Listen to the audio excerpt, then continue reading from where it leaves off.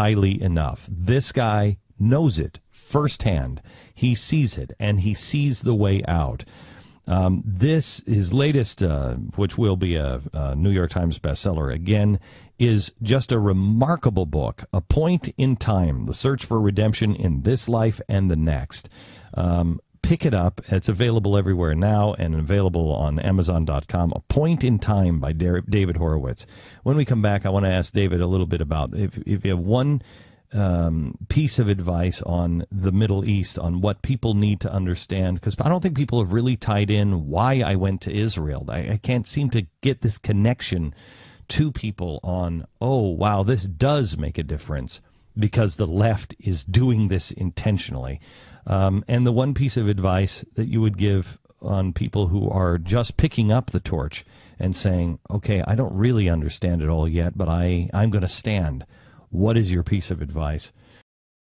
We're having a conversation with somebody that America should pay attention to and catch up with. David Horowitz, who has been standing guard and sentinel and been trying to tell the truth for a very long time. His time has come.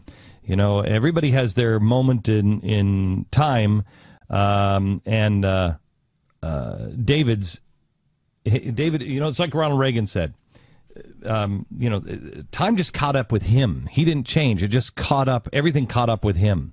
This is David's time. All of his work now is finally being seen as the important work that it is, as America is no longer dismissing it. He has a new book out called A Point in Time that I can't recommend highly enough. David Horowitz, A Point in Time. I just want to run down, because I just have so few times to actually sit down and talk with you, David. Let's go back into we were talking about Israel a second ago, the global change that is coming, and the, quote, conspiracy theory, end quote, that there are forces around the world that want to change everything, and they are playing dangerous games with fire called Islamic extremism, and this move for a caliphate to sweep the Middle East. Crazy? Conspiracy theory? Totally right. You know, it's interesting. The Pew Trust, which is a liberal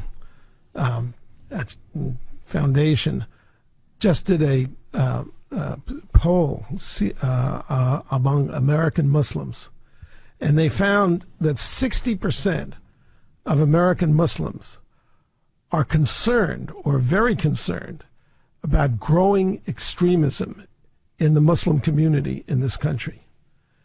Did you see Peter King's if hearings? You say that, or Peter King says that, or I say that, we're Islamophobes. Right. And the problem is that it's the heart of the Democratic Party that's saying it, but there's also a lot of it in the Republican Party. The people that were testifying with Peter King, the Muslims, were begging America, please help us. Help us. There's growing extremism. Help us. This is an unfortunate thing that I'm going to say, but this is a reality. America is because it's still a free country, is basically a happy country. And so people don't, there's an element of people do not want to face the reality. In 1941, April, Gallup conducted a poll. And now, in 1941, April, Hitler had overrun all of Western Europe. The Japanese had run all of Southeast Asia, Manchuria. Gallup did a poll among Americans. Should America get into the war? 80% of Americans said no. What changed that, and changed it overnight, was Pearl Harbor. We saw one wake-up call over 9/11, but basically the country goes back to its happy ways since then. So there's going to be a day of reckoning, and it's going to cost American lives. And at that point, people are going to wake up and understand this I'm threat. very concerned that the progressive left, the radical left, the revolutionaries that are in office now and have control of the Democratic Party have done so much with, for instance, Cass Sunstein. that all they're waiting for is an emergency. They're trying to foment revolution. So what happened in Hungary to transform that nation into a communist country can happen. But they don't. They want to foment their own little crisis. Right. But the fact is, to be able to have the top come down. When there is an Islamic attack on America, they're going to be in trouble. Most Americans, you can see most Americans actually understand somewhat of what's going on. 70% of New Yorkers were against that mosque near Ground Zero, despite, all the Democrats on the other side and a lot of Republicans, doing their appeasement dance. So I have a great confidence in the American people. They're slow to wake up, but when they do, look out. And, that's kind of what kept me going, when I was sort of felt like a Cassandra crying in the wilderness. But I've seen a great wake-up call, beginning with your shows, then the Tea Party. The Tea Party is an amazing development in American politics. I don't have much confidence in the Republican Party, although I want to see it's vital for the country that Obama be defeated. Is there anybody? And the Democrats. Is there anybody? I think any one of them, except for Ron Paul. I think Ron Paul is a menace, and I've said this. His foreign policy is basically the leftist foreign policy. Very, very dangerous. But I don't think he has a prayer of getting the nomination. Do you think he's an anti-Semite? Yes. Why do you say that?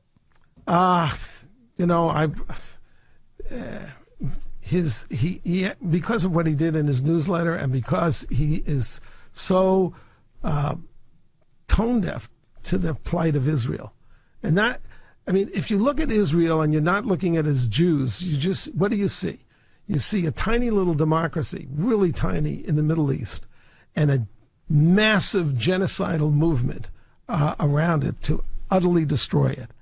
And that doesn't get Ron Paul interested at all in defending Israel. Okay, let me ask you this.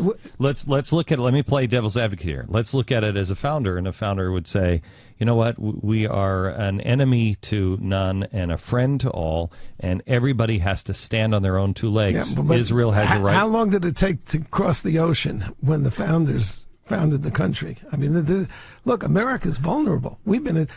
Well, I will tell you this: the founders also. I mean, Pat, you're probably more astute on this than I am. The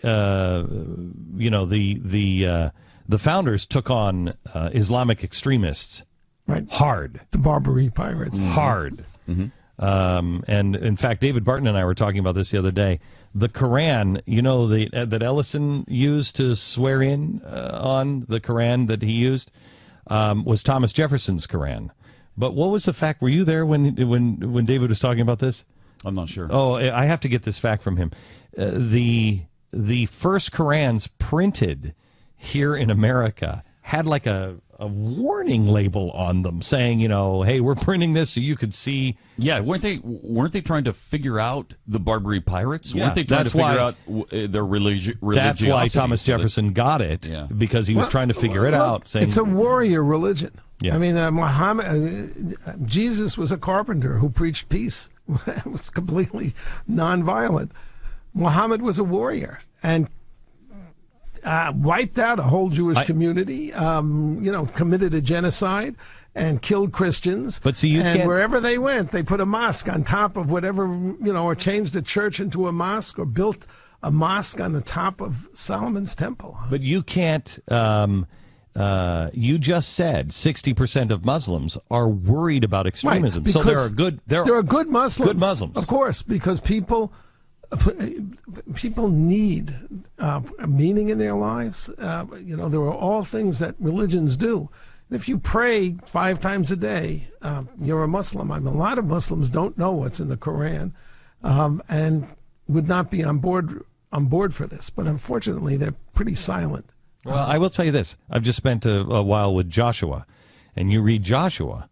Joshua is extraordinarily violent. And God is saying, go kill them all. Yes, but who is he? They're killing the Amalekites. There are no Amalekites around. The Muslims were killing Jews and Christians. There are plenty of them around. Okay. Let me go to the progressive right. I've been warning about the progressive right. You believe in a progressive right? Who are you thinking? I don't know who would come spring to mind. John McCain? Yeah, John McCain, Lindsey Graham, that believe in the big government of progressives. Yeah. And are doing well, now. And also, there's also a calculation. I mean, buying votes. I mean, I forget the name of the guy. I've quoted him in the past, but somebody at the outset of the Republic said that when the people discover they can vote themselves money, it's all over. And Bush did that with the prescription drug program. It's an attempt to buy constituencies. A lot of Republicans and conservatives don't get it because what you understand and what we've been talking about is a war that's going on in this country. Now, if you're a traditional conservative, that's very unpleasant to contemplate, and it's something you want to avoid. Somebody put it to me this way. We are creators. They are destroyers. Yes. Very different mentality. Yes. So creators, a conservative is brought up, probably, most conservatives would have Christian values. It's love your neighbor. Conservatives are in business and productive enterprises. In business, you don't want to alienate customers. You avoid conflict. You're brought up. Your reputation is the most important thing that you have. So you don't want to be attacked as the way the left attacks. That's how conservatives just get out of their way. And I lived with that, having come over to the right for many, many years. I mean, I could see that people were sort of uncomfortable with what I was saying. I did a pamphlet called The Art of Political War. And what it explained is that Democrats see politics as war continued by other means. And Republicans have their heads in the sand and ignore that.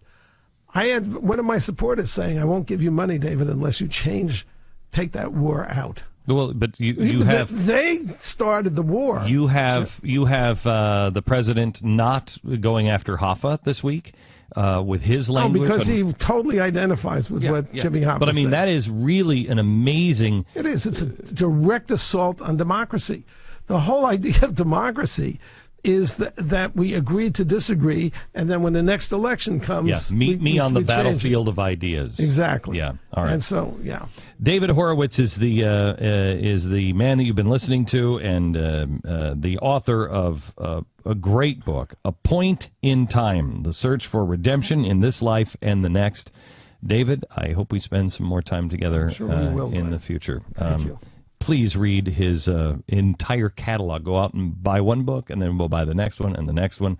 He gets it, unlike really anybody else, because he's seen it firsthand from the inside, starting at birth with his parents as communists. A Point in Time by David.